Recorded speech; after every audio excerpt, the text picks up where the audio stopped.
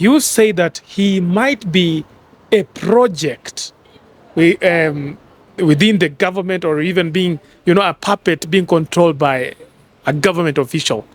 That's what you feel? I don't remember Morara issuing a statement telling Kenyans that he has walked away from UDA. Kama maandamano ya Gen Z hainge trend, Morara leo si bado angekuwa kwa Ruto? So activism ya Morara imeanza 2024 wakati ameona Gen Z wameenda streets. Kama hatungeenda streets, Morara angekuwa activist leo?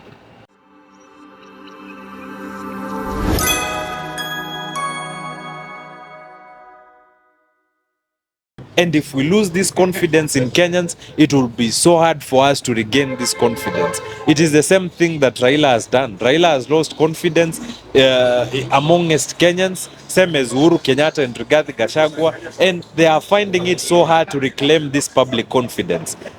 And Ruto is in the same sinking boat. I hope the Kenyan people do not tire of the activism from the Gen Zs and from the better governance push from the Gen Zs, because when Kenyans give up on us, we will have such a harder time trying to reclaim and to rebuild trust in the Kenyan people. Now, talking about what you're saying about Morara, it looks like, this is hate being directed to Morara. Where do you expect him to get? Jua, he's an activist. Where do you expect him to get the finances from? How will he be able to tour around Kenya to show, to put the government on check? Kama is not receiving the contribution. Why does it look like it is hate being spewed against Morara? No one has a problem with, as I said before, with Morara raising funds for civic education or whatever he calls whatever he's doing. The only problem Kenyans have with Morara in regards to the finances part is unwillingness to account for whatever he gets. And he was unwilling to account until Kenyans pushed him to account. Kama Wakenya hawangempush account for whatever he has been receiving, he would never have accounted for anything. Leo Morara ako na nyumba alipewa hapo, ni kahawa Wendani ama ni kahawa wapi, by who we don't know. What if that house is from another MP and another senator who is in government? Some people have speculated that Morara has been close to Moses Kuria. Hata before hizi elections 2022. Sitaki dig in deep. Kenyans can do their digging on the relationship between Moses Kuria and Morara, and I do not want to be sued for anything, but it is rumored and it is alleged that they are acquaintances and they have collaborated on this and that other affair politically. So these shady things and this unwillingness to account is what has been driving Kenyans mad. No one has a problem with anyone fundraising. Raila Odinga amefundraise mara ngapi? Raila ameweka pay bill 2017, ameweka pay bill 2022. Wakenya wamekuwa wakimchangia. When he hits a snag, he says, yo, we don't have money, let's fundraise. This is not a new idea. Azimio has been fundraising all over. Hadi watu wanauliza, Raila Odinga is a billionaire. He is surrounded by billionaires, the likes of his Indian friends who own businesses and big companies in Kenya, the likes of Uhuru Kenyatta. Kalonzo is even a billionaire. Why is Raila fundraising from Kenyans? But then Raila made Kenyans understand that politics is a collective thing. It is an us thing. It is an Arambe thing.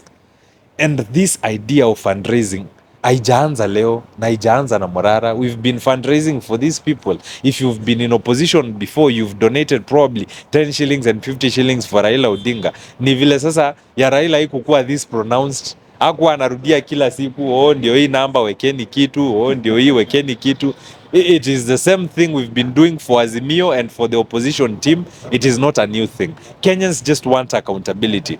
And in an era and in a period of time when Kenyans are so tired of unaccountable leaders, you would expect them to want accountability from a younger guy who promises to be different.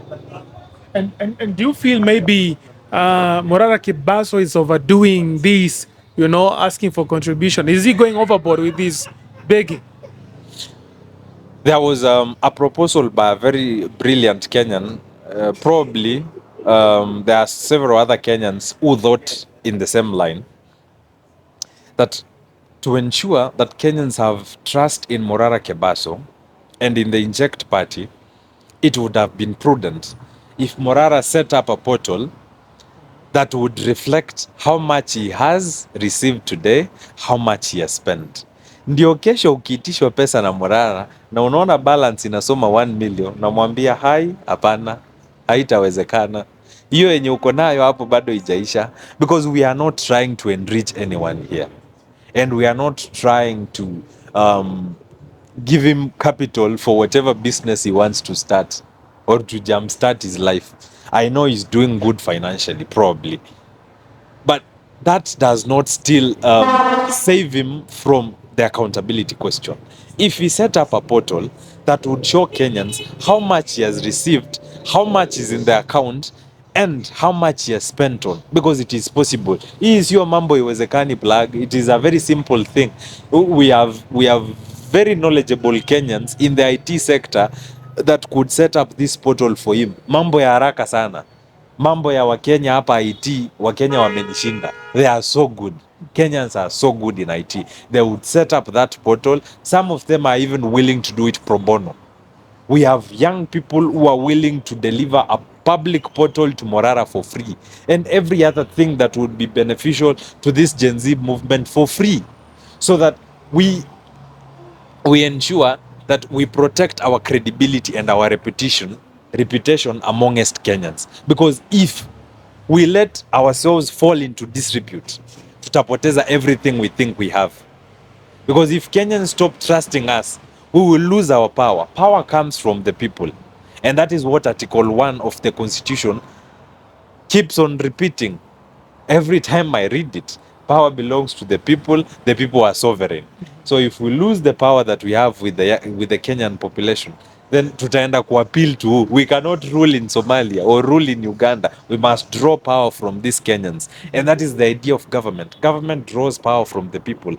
Parliament gets power from the people, executive draws power from the people, and the legislature, I mean the judiciary, draws power from the people. Without these people, the institution of government would not exist. So it would be prudent for us to exercise caution going forward to ensure that we protect our reputation amongst Kenyans, because we need that reputation so much. We cannot fall into disfavor in the eyes of Kenyan citizens. So we need, if we going forward, we need to continue doing fundraising for civic education or for political campaigns. Then we need a way of ensuring transparency. Let's have Kenyans accessing, say, a portal or a website or whatever it is. I think a portal is better, accessing how much we've contributed yesterday, today, how much has been spent, and how much is remaining. This way will protect the public confidence in fundraising and in the younger leaders, and we would ensure that we remain in the good books of Kenyans, and Kenyans would trust everything coming from the Gen Zs. Because if we are to push for accountability from government, then we have to show accountability ourselves, so that we gain the trust of Kenyans and we maintain the public confidence we have as of now. So tukimalizia hii issue ya Morara, you say that he might be a project within the government, or even being, a puppet being controlled by a government official. That's what you feel? I don't remember Morara issuing a statement telling Kenyans that he has walked away from UDA. He may not be a registered member of UDA, but he has supported and campaigned for William Ruto actively. And as late as 2023, he was still in the bromance with Ruto, and in his dalliance, he was launching projects with Ruto. In his defense, anasemaga, Kenyans, forgive me, I was naive, I was launching projects with Ruto. We saw one video of him atop his Land Cruiser launching a certain project. I'm not sure if it was Kisii or where. I think it was Kisii, with President William Ruto. Perhaps, perchance, is that the only video? Before that video, Kenyans were disputing everything we were saying about Morara. It is possible, plug, that we are going to get into the future more videos of him with Ruto.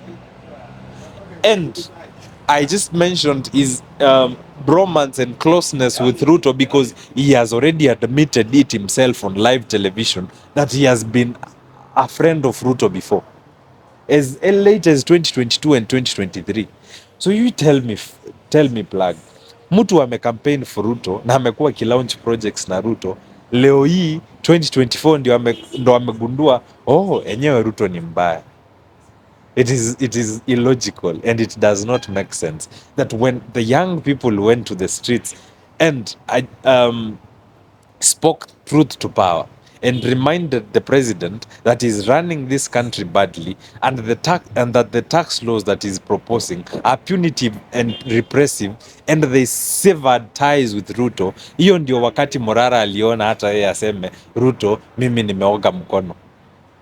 Tell me how in his conscience before to the streets hakuona right to set the record straight and say, well, I have been a friend to Ruto before, but huyu sio mtu mwenye tulikuwa tunadhani tunachagua. Yeye alingoja tuende streets ndio sasa akumbuke enyewe Ruto ni mbaya. Do you understand that? Sasa mimi nikikuja kukuambia bibi yako ni mbaya na mimi ni mtu nimetoka nje, ndio unakuja kurealize enyewe huyu bibi yangu ni mbaya, na wewe umekaa naye for 30 years na hujaiona ubaya wake. Lakini mimi kutoka nje nimekuja nimekuambia enyewe bibi yako hata sio msafi sana, ndio unaanza kurealize enyewe huyu bibi yangu ni mbaya. It makes more sense. It makes no sense that Morara only realized that Ruto is bad and that Ruto is a fraud and that Ruto is running this country badly when the Gen Zs hit the streets. It makes him an opportunist. It makes him a wheeler dealer. It makes him a clout chaser, to be honest. If he was a straightforward person, he would have cut ties with Ruto as early as 2023, when he realized this was not the guy he was voting in, when he realized this was not the guy he was campaigning for. But he waited till 2024 to take credit for disparaging Ruto when he saw that the Gen Zs had gained traction in the rest of the country. Kama maandamano ya Gen Zs hainge trend, Morara leo si bado angekuwa kwa Ruto? I mean, sisi kwenda maandamano ndo ili jumpstart akili yake akakumbuka enyewe huyu Ruto ni mbaya, ndo ili jumpstart conscience yake akakumbuka enyewe I have a conscience and this guy is bad, why am I even supporting him? Because he was actively supporting Ruto even as late as 2024. Kama sisi hatungeenda streets, Morara na Ruto bado wangekuwa pamoja. Probably they are not even that close, but then bado wangekuwa na hold at heart. So activism ya Morara imeanza 2024 wakati ameona Gen Zs wameenda streets. Kama hatungeenda streets, Morara angekuwa activist leo. Na nikisema hivyo, people pull videos of the little stint alifanya hapo KU when he was I think he was at one time, was he chased away from school. I think he was suspended from school because he was against the election malpractices that happened to the students' election in KU. I was in the same mess. I was almost suspended by KU. They even called me to an official Senate hearing. Apo KU main campus. He is not alone in this. But my activism did not stop there. Activism transcends the current situation you have, and it transcends the infringement of your rights. Kama mimi niliona Wakenya wanaendelea kukosewa na mambo ya 2017, tukaona vile uchaguzi ilienda, bado nilikuwa kwa street, activism bado iliendelea. Activism haikuisha sababu rights zangu hazikuwa respected by the KU institution. Activism ya Morara iliishia hapo kwa KU. Beyond that, hatujamuona akiagitate for better governance. Alikuwa na numbers poa sana pale TikTok, na angetumia hiyo platform kupush for better governance. Yeye alikuwa so comfortable with pushing his sofa sets pale TikTok, na akona audience mzuri sana yenye angepush for better policies in government and better governance. Kwani after KU alilala tu. Yeah. After KU alilala tu, sahii ndio wamekumbuka anaweza kuwa activist. Sahii ndio wamekumbuka Ruto ni mbaya after kumkampenia na after ku launch projects na yeye. It does not make sense. He's an opportunist who's coming to this movement to get it for himself. He wants all the credit and he wants to identify as a Gen Z, which he is not. For the only for the only opportunity, the sole chance of pinning himself and underscoring his importance in this movement and making himself the leader of this movement, so that going forward he gets a chance to put himself into a position he can negotiate for whatever he wants in government using the Gen Zs. If he was authentic, if he was genuine, Morara angekuwa ameachana na Ruto kitambo. 2023 angesema yenyewe huyu sio ule jamaa alisema ni wa bodaboda, mama mboga, ana prioritize Kenya. Hata hiyo decision peke yake tu ya kupigia Ruto kura na kumkampenia, wakati the rest of the country ilikuwa imesema huyu jamaa yenyewe hafai kupewa hii kiti. Ni sawa, tunajua anajiita hasla, ni sawa, tunajua amekuja na kamanifesto kazuri, lakini hatujasahau is past, because Ruto has a past. I do not want to dig into it because every Kenyan knows Ruto's past, na hiyo past ndio ili inform decision watu walimake 2022. Wakasema huyu jamaa enyewe hata na hii manifesto na hizi siasa zake mzuri tusimpee hii kiti, sababu it goes beyond the eloquence, it goes beyond the manifesto, it goes beyond the empty rhetoric and promises, it goes deep into your character. And if Kenyans start probing and questioning the character of Morara, wataona yenyewe huyu ni jamaa amejitokeza wakati tu Gen Zs wamekuja. Sisi tumekuwa kwa streets as late as 2017, watu wakiwa bado hawataki mambo ya siasa. Si wewe unajua the Gen Zs we have hawako wanataka anything to do with politics, who were focused with TikTok, with YouTube, with celeb gossip, who were focused with whatever is trending but never politics. Sasa hawa ni watu wengi wamekuja tu hii wakati ambao Gen Zs wamejitokeza na wamesema enyewe we are frustrated sana na hii mambo ya finance bill mnatufinya sana bana, sababu hata finance bill ilikuwa imetarget content creators. Hiyo kwanza iliuma watu wengi sana, alafu ikatarget magal child wetu manze. Hiyo mambo ya kuweka tax kwa sanitary pads ilikatia watu wengi sana. So kama hii maneno hainge happen, Morara angewahi jitokeza, angewahi sema Ruto ni mbaya, because let's have a political lens looking into these things na tuone some of these people for what they truly are.